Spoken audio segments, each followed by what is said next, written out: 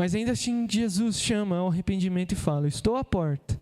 Se você abrir a porta, eu vou entrar e vou cear com você, eu vou passar tempo com você.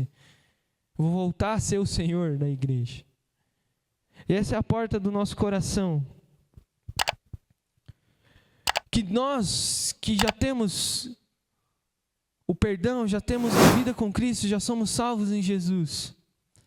Mas muitas vezes a gente pode se perder em religiosidades, em vestir capas de ser crente e de seguir rituais e formas que são ensinadas na igreja, mas a gente esquece que aquilo que tem que reger a nossa vida não são os ritos, não são as normas, mas os ritos e as normas de acordo com a palavra de Deus. O que tem que estar cheio do nosso coração é o próprio Cristo, e não práticas que a gente substitui no lugar que pertence a Jesus apenas. Essa é a porta do nosso coração. E aí aqui é a porta dos céus, da revelação de Deus, no versículo 1 do capítulo 4. E João continua, no versículo 2 e 3, descrevendo então aquele que ele está vendo, o trono. E ele começa dizendo que imediatamente se achou no Espírito. Porque aqui, João está tendo a visão do próprio Deus, do trono de Deus, da soberania de Deus. E ele não está mais vendo com os olhos físicos e com os ouvidos físicos dele. Mas agora ele está vendo a luz inacessível de Deus, como está lá em 1 Timóteo. Ele está tendo a visão que o próprio Deus o convidou para ver. Suba até aqui e eu te mostrarei o que deve acontecer. E essa revelação, ela é tão gloriosa, tão poderosa, porque o próprio João, ele não descreve a Deus.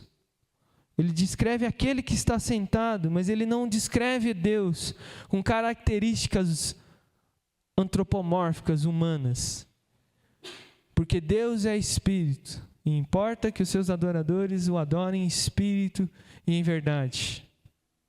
E olha só como ele diz desse trono. No versículo 3, alguém semelhante à pedra de jaspe, de sardônio, e ao redor do trono havia um arco-íris com aspecto a esmeralda. Aqui, muito provavelmente, a gente não consegue descrever essas pedras, porque a descrição de João, a referência que tinham dessas pedras preciosas é diferente das que a gente entende por hoje. Como? Se jogar no Google a pedra de jaspe, ela não é cristalina, ela não é embranquecida, como era a palavra que era usada na época. Muito provavelmente, o jaspe seria aqui, então, como uma espécie de um diamante, né? Mas isso é entrar em detalhes. Mas a ideia das pedras preciosas aqui, ela remete também, muito provavelmente, às 12 tribos que eram descritas no peitoral do sumo sacerdote, em Êxodo 28. E também o fundamento da cidade santa em Apocalipse 21. Que a grande ideia aqui das pedras preciosas é algo de grande valor. Então o trono de Deus, ele é simbolizado como algo de grandíssimo valor, daquilo que era mais valioso. Mas os historiadores, os teólogos ali vão descrever que provavelmente a pedra de jaspe vai significar a santidade de Deus, enquanto o sardônio vai significar a justiça. Porque isso é aquele que está sentado no trono, é alguém santo e justo, o nosso Deus. E a esmeralda, o arco-íris, lembra? O sinal da aliança feita com Noé depois do dilúvio. De um Deus que se compromete a se aliançar com o seu povo. E os termos são estabelecidos pelo próprio Deus, garantidos pelo próprio Deus. E aqui é interessante que a esmeralda e o arco-íris, o sinal da aliança, é também um sinal da misericórdia de Deus, que é aquilo que a gente pode ter acesso, porque a justiça e a santidade, como um atributo exclusivos de Deus, que são passados por nós pela sua graça e pela sua misericórdia. E é interessante pensar que o sinal da aliança, que é o arco-íris, a esmeralda, a misericórdia de Deus, ela é descrita aqui antes dos trovões e das tempestades de raio. Porque antes do juízo de Deus, e muitas vezes no Antigo Testamento, no Novo Testamento, no Apocalipse é dito também, o juízo de Deus ele vem misturado da sua misericórdia. Ao mesmo tempo que Deus julga, Ele perdoa. E a justiça de Deus ela não é menor ou maior que a misericórdia, mas elas caminham juntas. E hoje é tempo de misericórdia, hoje é tempo de arrependimento, e hoje é tempo do juízo de Deus também. É isso que João está descrevendo do trono, um lugar de santidade, um lugar da verdade, um lugar da justiça, e um lugar da misericórdia de Deus.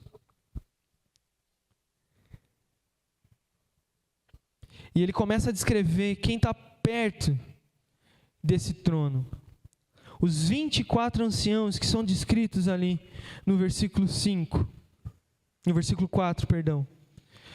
Esses 24 anciãos, muito provavelmente, descritos ali como sentados junto ao trono, ao redor do trono de Deus, com coroas de ouro na cabeça e vestes brancas, representam a totalidade do povo de Deus. Muitos teólogos vão dizer que os 24 anciãos descrevem as 12 tribos, o povo de Israel, e os 12 apóstolos, a igreja.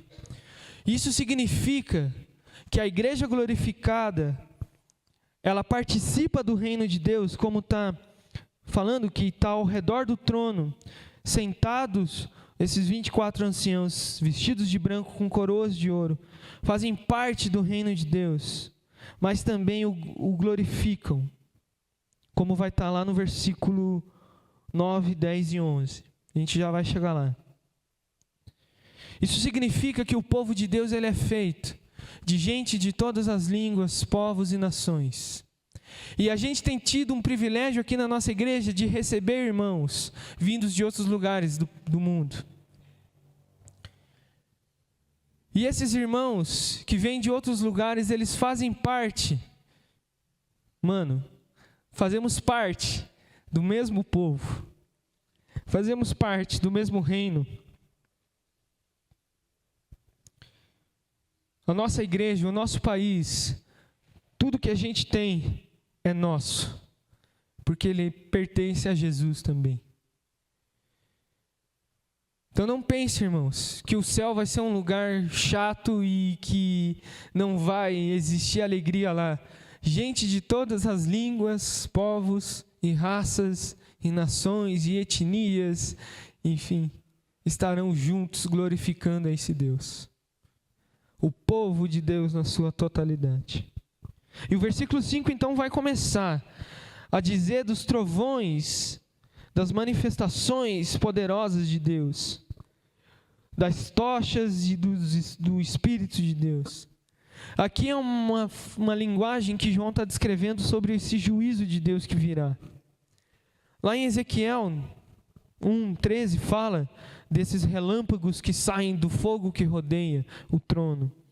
No Salmo 77, no versículo 18, diz que a voz de Deus é como um trovão que se escuta por todo o mundo. Em Jó 37, Deus envia os seus trovões como a sua voz por toda a terra. E talvez a imagem mais conhecida do povo de Israel, lá em Êxodo 19:16, esse a gente vai ler, que é Êxodo 19:16, que é a narrativa da fala de Deus com Moisés. E diz assim a palavra, Êxodo 19, 16. Ao amanhecer do terceiro dia, houve trovões e relâmpagos, e uma espessa nuvem cobriu o monte, e ouviu-se um forte som de trombeta, de maneira que todo o povo que estava no arraial tremeu de medo. Olha isso, a voz de Deus como algo poderoso, e aqui é Deus se revelando para Moisés, falando dos mandamentos, do seu caráter, da sua justiça, da sua graça.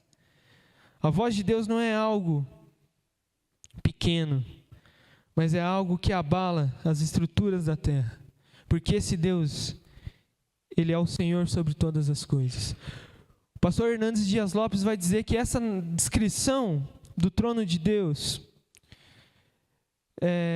significa que o trono de Deus é a sala de comando do universo. Eu achei legal essa expressão. Que o rumo